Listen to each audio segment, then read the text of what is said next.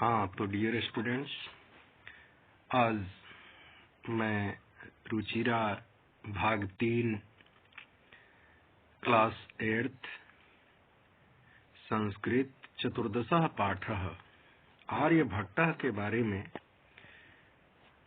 बताने जा रहा हूँ। उसका सरलार्थ, भावार्थ एक साथ देखने को मिलेगा। इस चैप्टर का नाम है आर्यभट्टः। आर्यभट्ट का बच्चों में ये बता दूं कि आर्यभट्ट एक ऐसा विद्वान है जिनका कहना बहुत ही मुश्किल है। ये एक ऐसे पहुंचे हुए व्यक्तित्व के धनी हैं जिन्होंने गणित और विज्ञान दोनों पर अपना प्रभाव जमा रखा। इनका दूसरा नाम, आर्यभट्ट का दूसरा नाम अस्मकाचार्य भी है। इनके जन्म स्थान के बारे में लोगों की शंका है। कुछ कहते हैं लोग कि इनका जन्म महाराष्ट्र में हुआ था और कुछ लोग कहते हैं कि इनका जन्म पाटलिपुत्र यानी पटना में हुआ था। लेकिन वास्तविकता ये है कि ज्यादा से ज्यादा काम और इनकी वेधशाला जो है वह पाटलिपुत्र में है। इसलिए इनके जन्म स्थान को प्रायः लोग पाटलिपुत्र ही मानते हैं। आर्यभट्ट की विशेषता ये है कि आर्यभट्ट ने जीरो का मान दिया, शून्य का मान, और पाई का मान, दोनों इन्हीं की देन है। आज वर्ल्ड में हम जितने जीरो की परिकल्पना करते हैं, काउंटिंग करते हैं, हजारों, लाखों, करोड़ों, अरबों, ये सब जीरो के वनस्पति करते हैं। और यह दिन भारतीय मनीषी आर्यभट्ट का है। दशमलव पद्धति का प्रयोग करते हुए उन्होंने पाई का मान निर्धारित किया। इन्होंने दशमलव के बाद के 4 अंकों तक पाई के मान को निकाला। इनकी दृष्टि में पाई का मान है 3.1416, लेकिन आधुनिक गणित में पाई का मान दशमलव के बाद 7 अंकों तक निकाला जाता है, जिसका वैल्यू है पाई का 3.141696। और भारतीय ज्योतिष शास्त्र की मैं बात करूं तो वैदिक युग में यज्ञ के काल में, यानी शुभ मुहूर्त के ज्ञान के लिए ज्योतिष शास्त्र का उद्भव हुआ था। इसके बाद ग्रहों का संचार, वर्ष, मास, पक्ष, वार यानी दिन, तिथि, घंटा आदि पर गहन विचार किया जाने लगा। आर्यभट्ट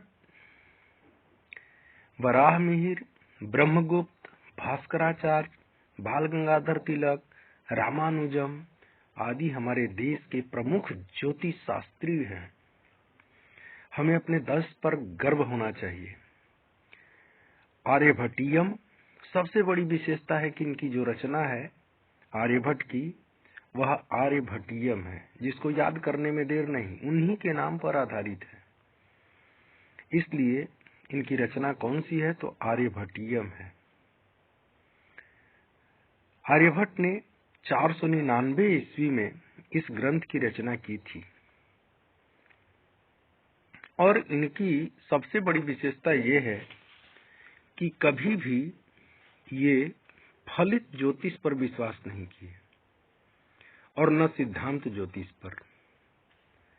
इनका अपना सिद्धांत गणित पर विश्वास रहता था, क्योंकि ज्योतिष 3 तरह के होते हैं: सिद्धांत ज्योतिष, फलित ज्योतिष और गणित ज्योतिष। आर्यभट्ट का पूरा विश्वास गणित ज्योतिष पर था। फलित ज्योतिष में क्या होता है कि ग्रह नक्षत्र आदि की स्थिति के आधार पर लोगों के भाग्य कर्म आदि का जो लोग विवेचना करते हैं वह है फलित ज्योतिष।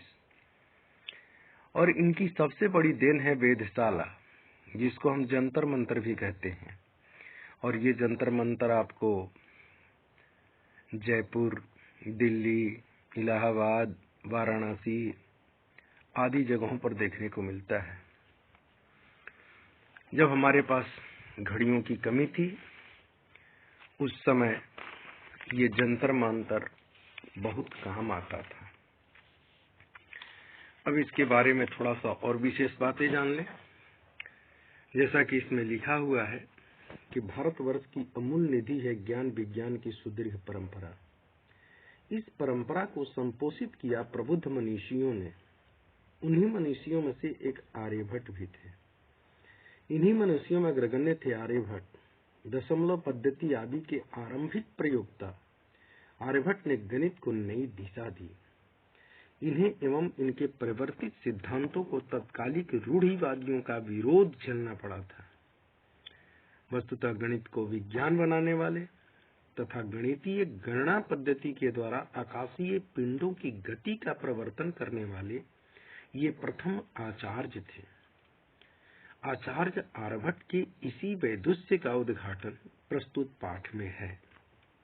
देखिए बच्चों, क्लास 8th के जो भी छात्र हैं, एनुअल की दृष्टि से ये चैप्टर बहुत ही इम्पोर्टेंट है।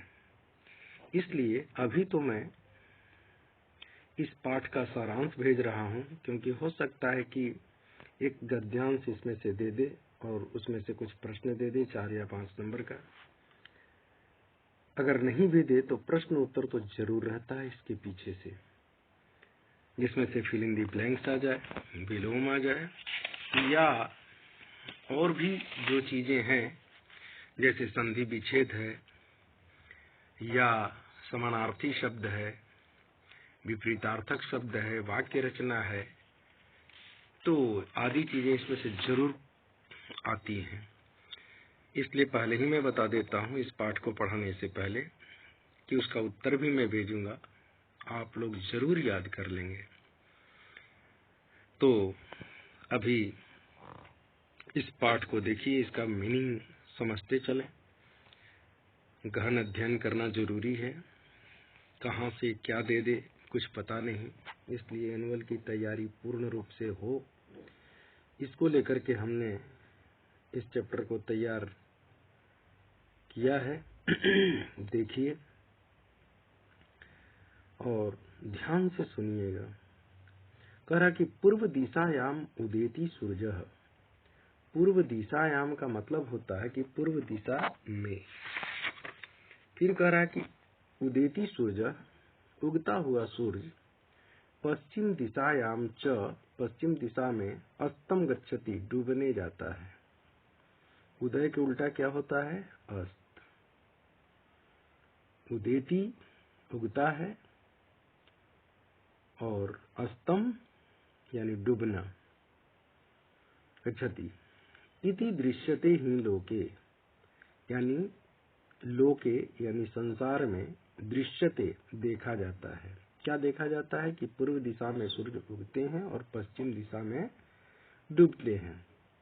परम न अनेन अवबोध्यम अस्ति, किंतु अनेन इनके द्वारा, न अवबोध्यम, अवबोध्यम प्लस अस्ति, यहाँ संधि विच्छेद है, यानी अवबोध्यम न अस्ति यानी जानने योग्य नहीं है। किंतु यह जानने योग्य नहीं है। क्या नहीं है? यत् सूर्यो गतिशीलः इति, कि सूर्य गतिशील है, यह जानने योग्य नहीं है। हम तो यही समझते हैं कि सूर्य पूर्व में उगता है, पश्चिम दिशा में डूबता है, इसका मतलब कि सूर्य चलता है। लेकिन यह सूर्य चलता नहीं है। यत् सूर्यो गतिशीलः इति, ये जो लोग हम लोग मानते हैं, ये अवबोध्यम नास्ति, यह जानने योग्य नहीं है। हम गलती से ऐसा कहते हैं।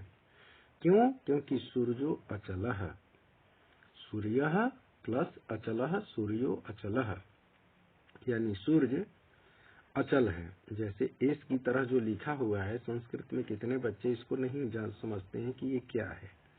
तो बच्चों मैं बता दूं, उसको प्रोनाउंसिएशन में अ बोलते हैं। ऐसे अवग्रह है, लेकिन इसको हम लोग क्या बोलते हैं? अ। तो सूर्यो अचलः, यानी सूर्य अचल है, ये चलने वाले नहीं है, स्थिर है। और पृथ्वी च चला, यानी पृथ्वी चलायमान है, पृथ्वी गतिशील है। पृथ्वी गतिशील है, सूर्य अचल है। जबकि हम लोग देखने में क्या लगता है हमको कि सूर्य पूरब में उगते हैं, पश्चिम में डूबते हैं, यानी सूर्य चलते हैं और पृथ्वी स्थिर है। जबकि बात उल्टी है। या जो अपने स्वकीय अक्षे, अपने एक्सिस पर, अपने अक्ष पर घूमती है। कौन घूमती है? तो पृथ्वी। पृथ्वी चलायमान है, पृथ्वी घूमती रहती है, सूर्य तो स्थिर है। इति सांप्रतम सुस्थापितः सिद्धांतः, कह रहा है कि यह जो है सिद्धांत सुस्थापितः, ये बिल्कुल स्थापित सिद्धांत है, बिल्कुल मान्य सिद्धांत है। सिद्धांतो अयम प्राथम्येन, यह सिद्धांत प्राथम्येन मतलब सर्वप्रथम, येन परिवर्तितः, जिसके द्वारा परिवर्तित किया गया, सह आसीत, वह थे। आसीत जानते हो ना, लंग लकार के प्रथम पुरुष एक वचन में होता है, पास्ट टेंस में। तो वह सह आसीत, वह थे महान गणितज्ञ, महान गणित शास्त्र के पुरोहित या पुरोधर, ज्योतिर्विच्च आर्यभट्ट, ज्योतिष शास्त्र के आर्यभट्ट। पृथ्वी स्थिरा वर्तते, पृथ्वी स्थिर है। इति परंपरया प्रचलिता रूढ़ी, पृथ्वी स्थिर है, पृथ्वी नहीं घूमती है, ये जो परंपरा प्रचलिता, बहुत प्रचलित थी। और क्या थी? रूढ़ी। रूढ़ी मतलब ये प्रचलित रिवाज था। लेकिन तेन प्रत्यादिष्टा, प्रत्यादिष्टा का अर्थ होता है कि खंडन किया गया। लेकिन इस सिद्धांत को जो लोग कहते थे कि पृथ्वी स्थिर है, सूर्य घूमते हैं, इस सिद्धांत को इन्होंने खंडित किया। किसने? आर्यभट्ट ने। तेन उदाहृतम, उनके द्वारा एक उदाहरण दिया गया। क्या दिया गया? यत गतिशीलायाम नौकायाम, जैसे गतिशील नौका में उपविष्टः मानवः, बैठा हुआ मनुष्य, नौकाम यानी नाव को स्थिराम अनुभवती, स्थिराम जोड़ अनुभवती, यानी स्थिर अनुभव करता है। नाव पर बैठा मनुष्य क्या करता है कि वह नाव को समझता है कि स्थिर है, जबकि वह नाव चल रही है, नदी में या तालाब में या कहीं पर भी, समुद्र में वो चल रही है नाव। और अन्यान च पदार्थान गतिशीलान अवगच्छति, और अन्य पदार्थ क्या होता है कि गतिशील मालूम होता है, लगता है कि सारे जो है ना वह चल रहे हैं, यानी नदी के किनारे पेड़ पौधे जो भी है, लगता है कि वो सब चल रहे हैं। एवं ऐसे ही गतिशीलायाम पृथिव्याम, गतिशील पृथ्वी पर अवस्थित मानव, जो अवस्थित मनुष्य है, पृथ्वी स्थिर अनुभवती, पृथ्वी को स्थिर अनुभव करता है।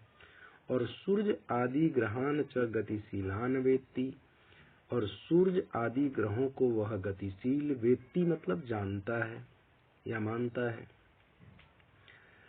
बच्चों मैं बता दूं, कभी आप जरूर ट्रेन पर चढ़े होंगे, और जब ट्रेन पर चढ़ने के बाद जब ट्रेन खुलती है तो हमको यही लगता है, जब स्पीड में चलती है तो आप लोग देखे होंगे और अनुभव किए होंगे कि उस पर बैठा हुआ जो मानव है, ट्रेन पर बैठा हुआ मानव, वह सोचता है कि मैं तो चुपचाप बैठा हूं,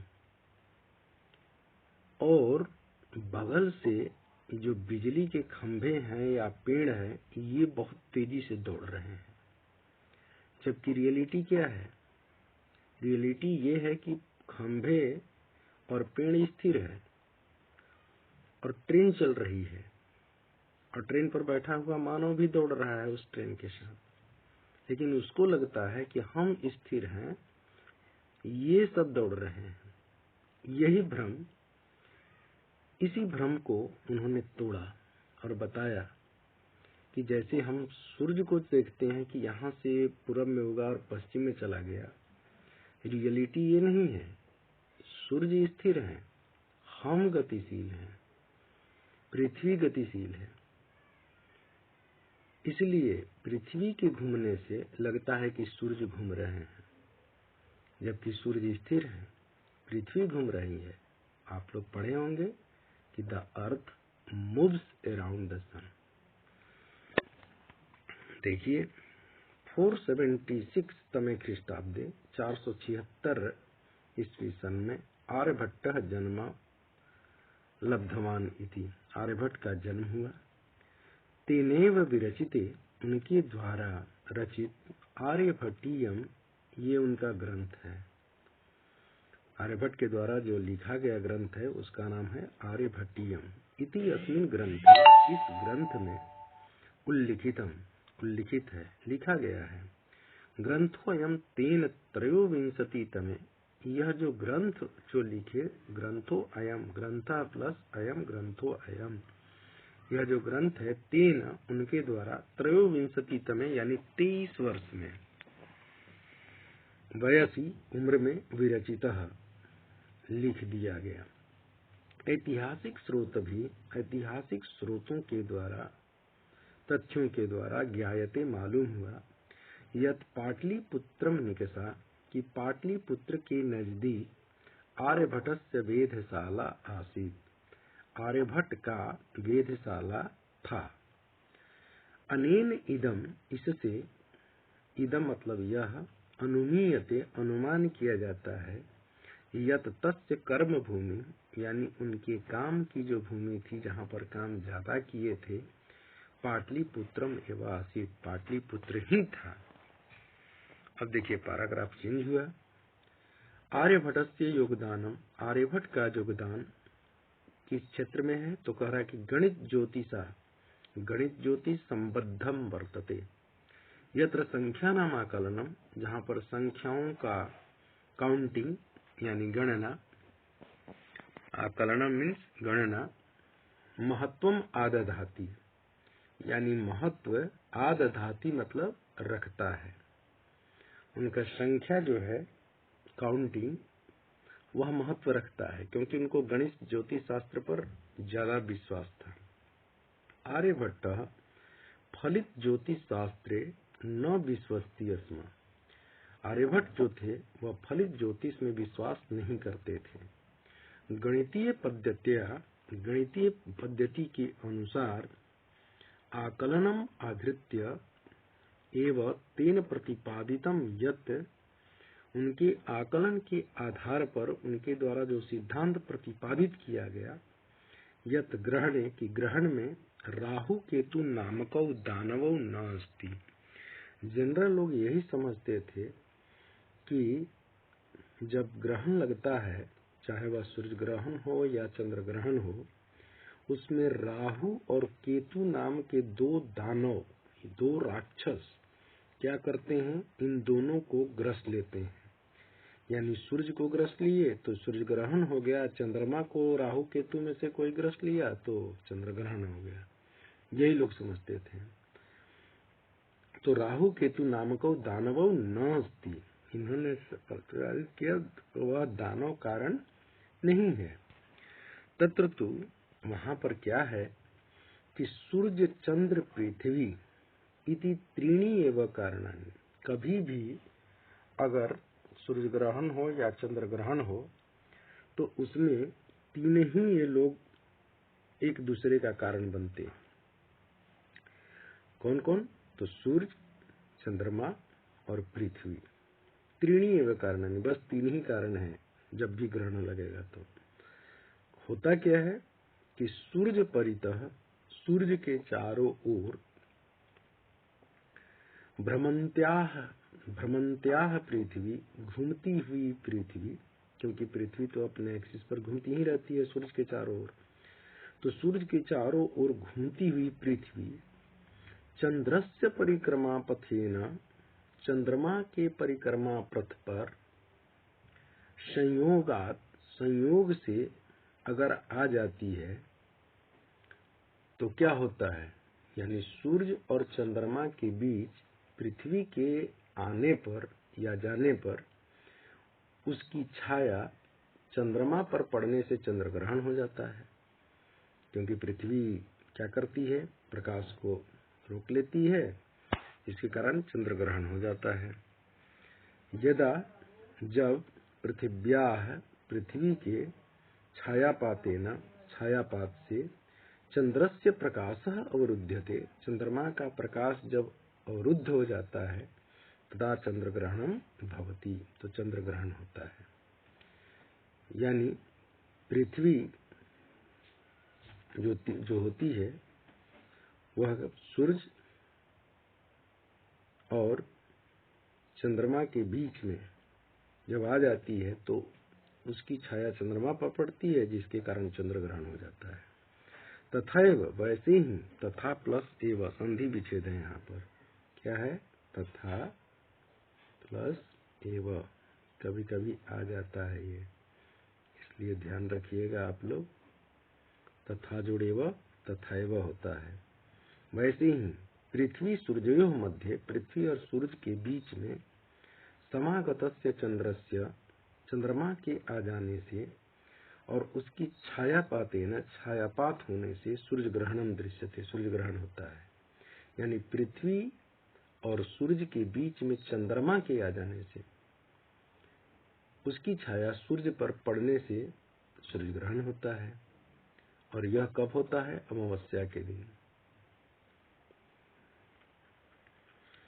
तो कह रहा है कि समाजे नूतनानां विचाराणां स्वीकरणे, समाज में इन नए विचारों को स्वीकार करने में प्रायः सामान्य जना, जो लोग सामान्य लोग हैं, जनरल लोग जो है, वह काठिन्यम अनुभवंती, अपनी कठिनता को अनुभव करते थे। कहते थे अरे ये सब बेकार चीजें बता रहा है बाणभट्ट, ये आर्यभट्ट, ये बिल्कुल गलत है, ये सारी चीजें ऐसी होती नहीं है। इस चीज को लोग मानने पर तैयार नहीं। भारतीय ज्योतिष शास्त्रे, भारतीय ज्योतिष शास्त्र में तथैव, तथा जोड़ेव, ऐसे ही, वैसे ही आर्यभट्टस्य अपि, आर्यभट्ट का भी विरोध हुआ, विरोध हुआ। इनको नेग्लेक्ट लोगों ने किया, कहा कि ये सब सिद्धांत गलत गलत बता रहे हैं, ये सिद्धांत संभव नहीं है। तस्य सिद्धांतः उपेक्षिताः, उनके सिद्धांतों को लोग अनादर किए, फिर रिस्पेक्ट किए कि बिल्कुल ये गलत सिद्धांत है। सह पंडित्यमानानाम उपहास पात्रम जाता, जो अपने आप को पंडित समझते थे उनके ये उपहास के पात्र बन गए, हंसी मजाक लोग करने लगे कि अरे आर्यभट्ट क्या ये सब झूठ साच ये बताते रहता है। इस तरह के लोग उनका उपहास उड़ाए। पुनरअपि, फिर भी, पुनः जोड़ अपि, पुनरअपि का संधि विच्छेद है, पुनः जोड़ अपि, फिर भी तस्य दृष्टि, उनकी जो दृष्टि थी, कालातिगामिनी दृष्टा, यानी लंबी दृष्टि थी। वे जानते थे कि हमारे अंत में सिद्धांत को लोग मानेंगे, समझेंगे। आधुनिक वैज्ञानिक ही, आधुनिक जो वैज्ञानिकों के द्वारा तस्मिन् तस्य च सिद्धांते समादरः प्रकटितः, उनके सिद्धांतों को लोग आदर पूर्वक प्रकट किए। नहीं, आर्यभट्ट का सिद्धांत बिल्कुल सही है। अस्मात् एव कारणात्, इसी कारण से अस्माकं प्रथम उपग्रहस्य नाम आर्यभट्टः इति कृतम्, हमारे प्रथम उपग्रह का नाम आर्यभट्ट है, जो 1975 में पहला जो हमारा जो छोड़ा गया था सैटेलाइट, उस सैटेलाइट का नाम क्या है, तो आर्यभट्ट रखा गया इन्हीं के नाम पर। वस्तुतः भारतीय यह गणित परंपराया, वास्तव में भारतीय गणित परंपरा के अनुसार, परंपरा में, अथ च विज्ञान परंपराया, और विज्ञान परंपरा का असौ एक शिखर पुरुष आसीत्, वास्तव में यही एक ही जो थे जिनको शिखर पुरुष माना गया, सबसे ऊंचा क्यों? क्योंकि गणित परंपरा में भी थे और विज्ञान परंपरा में भी थे, दोनों में थे। ऐसा व्यक्ति मिलना मुश्किल है, इसलिए इनको शिखर पुरुष के रूप में जाना जाता है। इस प्रकार ये आपका पाठ जो है वह खत्म हो रहा है। और एक बार मैं बता दूं कि इसका उच्चारण कैसे करते हैं। लोके यानी संसार में, अवबुध्यम यानी समझने योग्य, अचलः स्थिर, चला और स्थिर, स्वकीय अपने, अक्षय धुरी पर, घूर्णती घूमती है, सुस्थापिता भली भांति स्थापित, प्राथम में सर्वप्रथम, ज्योतिर्विद ज्योतिषी, रूढ़ी यानी रिवाज, प्रत्यादिष्ठा खंडन किया गया, ख्रीष्टाब्दे ईस्वी में, 676 वयसी यानी आयु में, निकषा यानी निकट, वेधशाला यानी ग्रह नक्षत्रों को जानने की प्रयोगशाला, आकलनम यानी गणना, आदधाति यानी रखता है, भ्रमंत्या यानी घूमने वाली की, छायापातेन यानी छाया पड़ने से, अवरुध्यते यानी रुक जाता है, अपरत्र दूसरी ओर, अवस्थितः स्थित, विश्वस्ति अस्म विश्वास करता था, प्रतिरोधस्य रोकने का, पंडित मन्यानाम स्वयं को भारी विद्वान मानने वालों का, कालातिगामी समय को लांघने वाली। इस प्रकार से ये लेसन खत्म होता है। और बच्चों, ये मैं इसका प्रश्न उत्तर मैं इसके बाद ही भेजूंगा, और इसको अगर पसंद आए तो जरूर, मुझे कहने की अब जरूरत नहीं है, आप लोग खुद समझदार हैं। बस आप लोग ध्यान से पढ़ें, अच्छे मार्क्स लाएं, ये मेरी शुभकामना है। इसी शुभकामना के साथ मैं इस वीडियो को बंद करता हूं और इसके बाद इसका आंसर बाद में फिर सेंड करूंगा। ओके, धन्यवाद।